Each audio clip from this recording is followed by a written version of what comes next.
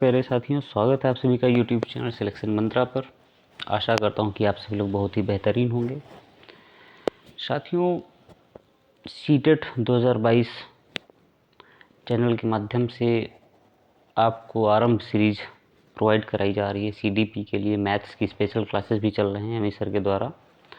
उम्मीद करता हूं कि आप सभी लोग स्टडी को एंजॉय कर रहे होंगे और बहुत कुछ आपको सीखने को मिल रहा होगा। साथियों, एक बार फिर से मैं आप सभी के सामने हाजिर हूँ आरंभ सीरीज़ का ये छठा एपिसोड लेकर के। उम्मीद करता हूँ कि आप वीडियो को अंत तक देखेंगे और अपने साथियों के साथ साझा भी करेंगे। और अगर कोई सुझाव या कुछ भी है आपके साथ तो कमेंट बॉक्स में भी हमें भेजेंगे। तो दोस्तों, चलिए शुरू करते हैं। जो आज का वीडियो का पहला क्वेश्चन है, बुद्ध के तरल क्रिस्टलीय प्रतिमान के प्रतिपादक कौन थे? तो प्रश्न एक बार फिर से पढ़ लेते हैं। बुद्ध के तरल क्रिस्टलीय प्रतिमान के प्रतिपादक कौन थे?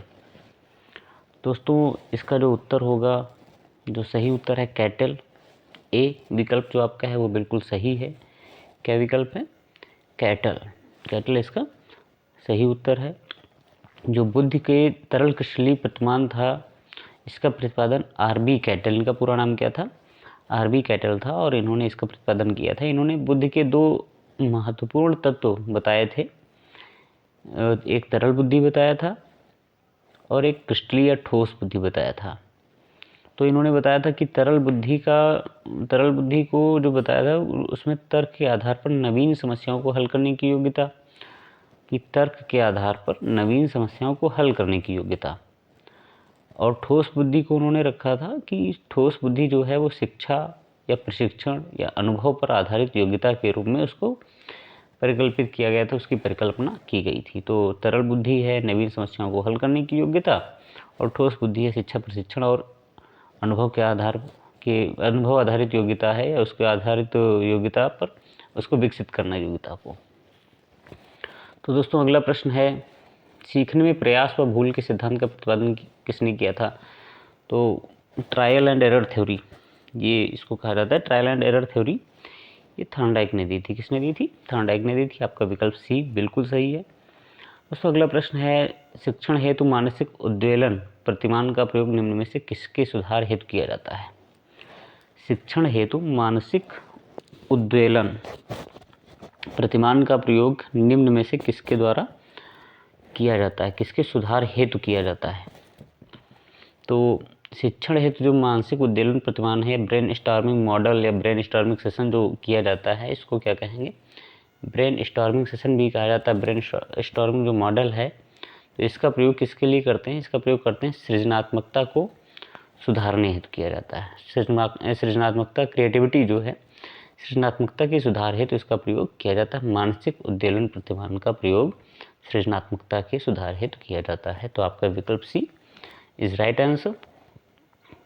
दोस्तों, नेक्स्ट क्वेश्चन है, सामान्य संयुक्त कोशिका में गुणसूत्रों के जोड़े होते हैं। तो यहाँ पर मानव कोशिका की बात की जा रही है, मानव में गुणसूत्रों की संख्या की बात की जा रही है। तो हम सभी जानते हैं कि 23 जोड़े गुणसूत्र होते हैं। कितने जोड़े होते हैं? 23 जोड़े गुणसूत्र होते हैं। 23 जोड़े गुणसूत्र मतलब संख्या में कितने होंगे? 46 होंगे। और इनमें ये जो जोड़े होते हैं, इनमें से 22 गुणसूत्र नर और मादा में समान रूप से होते हैं, समजात होते हैं। इन्हें सम्मिलित रूप से क्या कहा जाता है? ऑटोसोम्स कहा जाता है, समजात गुणसूत्र कहा जाता है।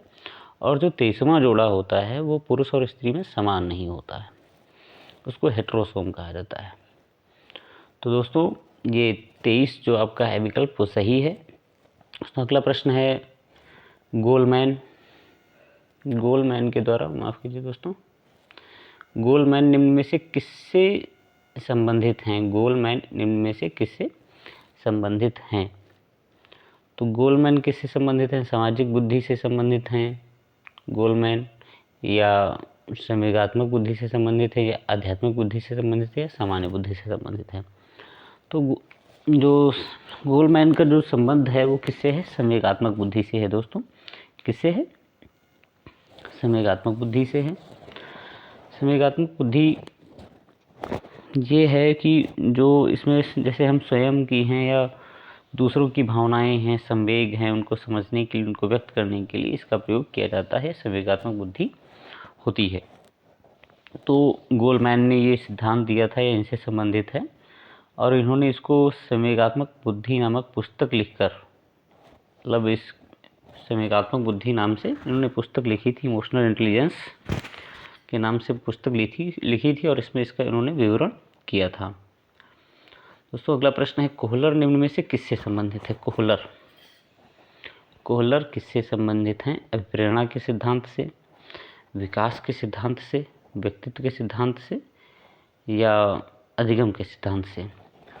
दोस्तों आपका विकल्प जो डी है, डी विकल्प आपका बिल्कुल सही है। डी विकल्प आपका बिल्कुल सही है। कोहलर अधिगम के सिद्धांत से संबंधित हैं और ये गेस्टाल्ट वादी थे। सीखने के सिद्धांत में अधिगम का सिद्धांत इन्होंने दिया था, ये गेस्टाल्ट वादी थे।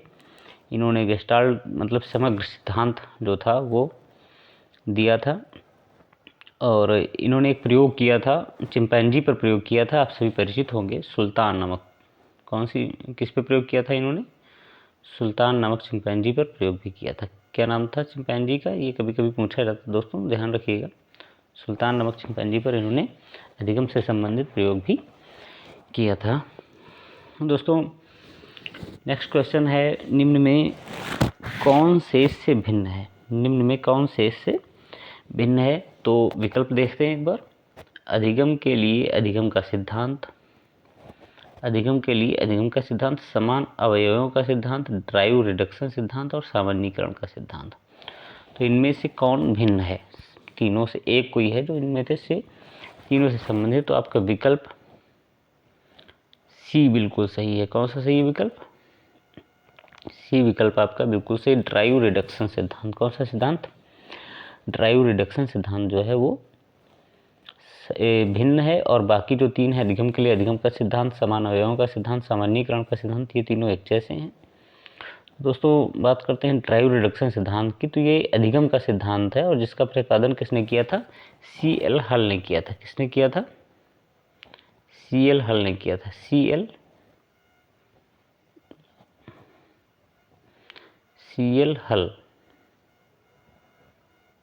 हल ने इसका प्रतिपादन किया था।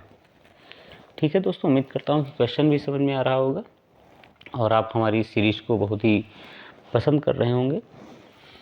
दोस्तों ऐसी और क्वेश्चंस के लिए या मैथ्स की जो क्लास हमारी हो रही है अमित सर के द्वारा, तो आप उसको भी देख सकते हैं चैनल पे क्लिक करके, चैनल को सब्सक्राइब करके।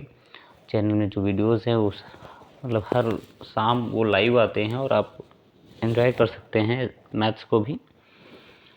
दोस्तों अगला प्रश्न है, क्रिया प्रसूत अनुबंधन का सिद्धांत, ऑपरेंट कंडीशनिंग सिद्धांत जो था, थ्योरी था, वो किसने दिया था? उसका प्रतिपादन किसने किया है? तो वो स्किनर ने किया है। किसने किया है?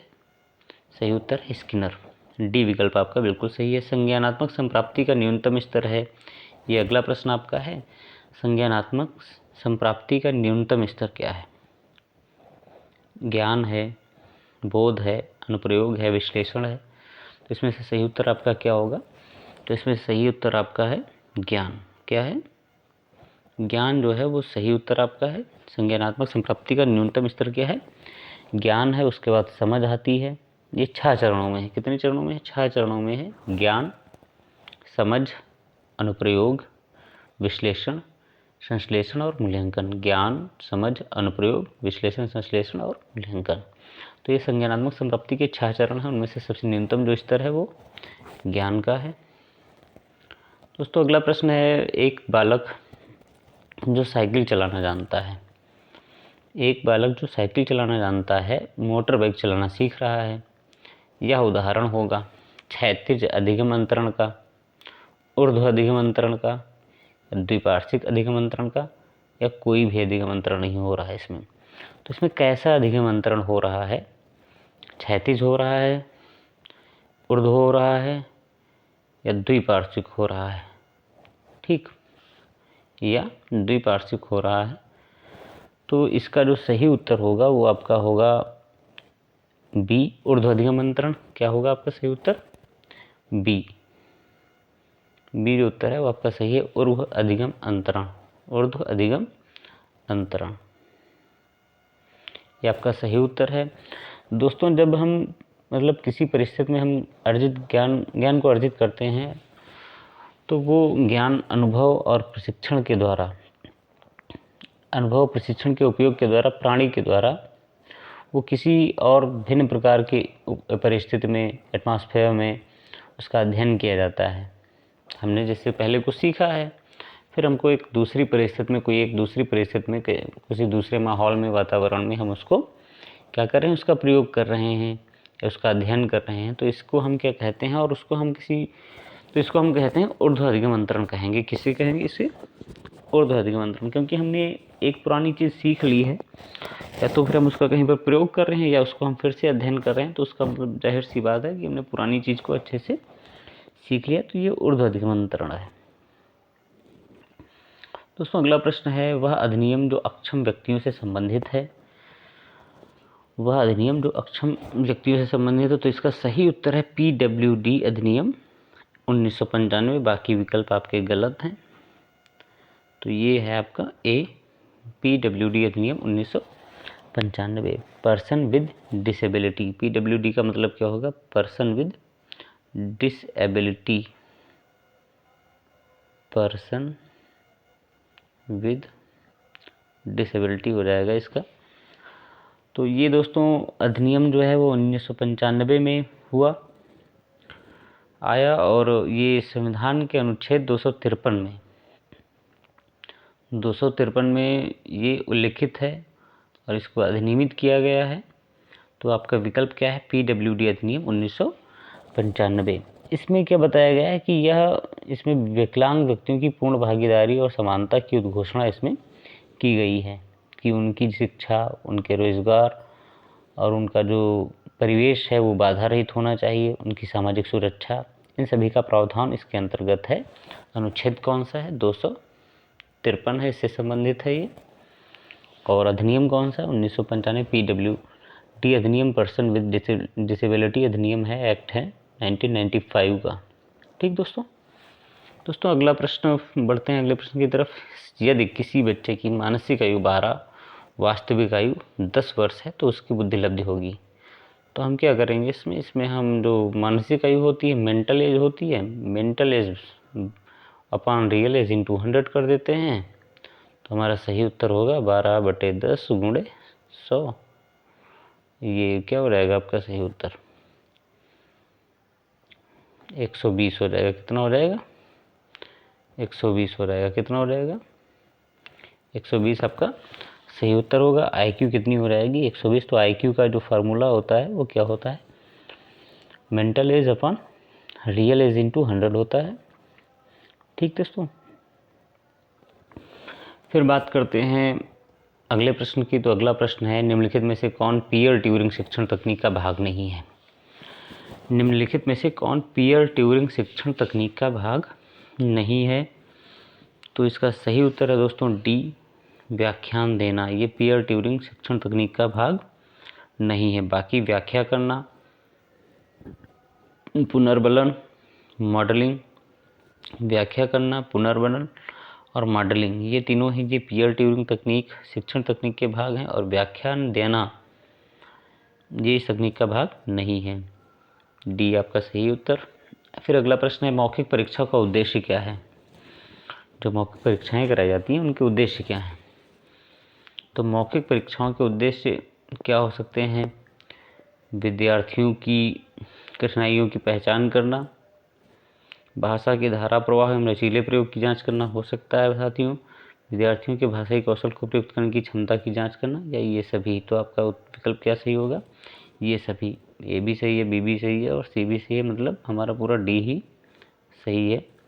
दोस्तों अगला प्रश्न है, बाल मनोविज्ञान के अनुसार शिक्षा के क्षेत्र में मुख्य स्थान है। बाल मनोविज्ञान के अनुसार निम्न में से किसका स्थान शिक्षा के क्षेत्र में मुख्य है? बालक का, अध्यापक का, अभिभावक का, प्रशासक का। तो किसका है दोस्तों? बालक का है, अध्यापक का है, अभिभावक का है या प्रशासक का है? किसका है दोस्तों?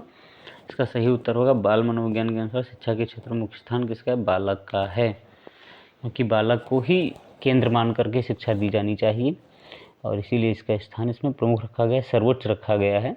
कि जो पूरी आज की आधुनिक जो शिक्षा व्यवस्था है, शिक्षा प्रक्रिया है, उसमें बालक को ही प्रथम स्थान दिया गया है और जो पूरी शिक्षा व्यवस्था बालक के आसपास, बालक के इर्द गिर्द ही घूमती है। तो अगला प्रश्न है, कक्षा 3 के विद्यार्थियों के लिए निम्न में से कौन सा शिक्षण का सबसे अच्छा माध्यम होगा? अच्छा माध्यम होगा कौन सा? व्याख्यान विधि अच्छा माध्यम होगा, या सृजनात्मक क्रियाकलाप होंगे अच्छा माध्यम, या समूह वार्तालाप होगा, या प्रयोगशाला विधि होगा? दोस्तों, व्याख्यान विधि नहीं होगा, समूह वार्तालाप भी नहीं होगा, क्योंकि कक्षा 3 के विद्यार्थी हैं और इसमें ऐसा होता है कि ये जो बालक होते हैं इस वय वर्ग के, जो इस वय वर्ग में आते हैं, ये संज्ञानात्मक विकास जो पियाजे के द्वारा दिए गए, इसमें ये मूर्त संक्रिया की अवस्था में होते हैं। किसमें होते हैं? मूर्त संक्रिया की अवस्था में होते हैं। तो ऐसी स्थिति में बालकों के विकास के लिए, समुचित विकास के लिए जो शिक्षण का सबसे अच्छा माध्यम होना चाहिए वो क्या होना चाहिए? सृजनात्मक क्रियाकलाप होना चाहिए। क्या होना चाहिए?